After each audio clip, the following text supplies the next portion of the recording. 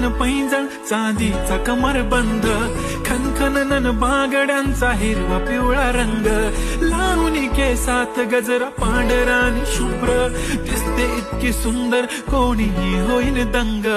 काळी बिंदी काळी कुर्ती घालून आली ती, बोलली अहो भेटाना नदीच्या काठीशी, होले होले आली ती माझ्या पाठीशी, बोलली अहो भेटाना नदीच्या काठीशी.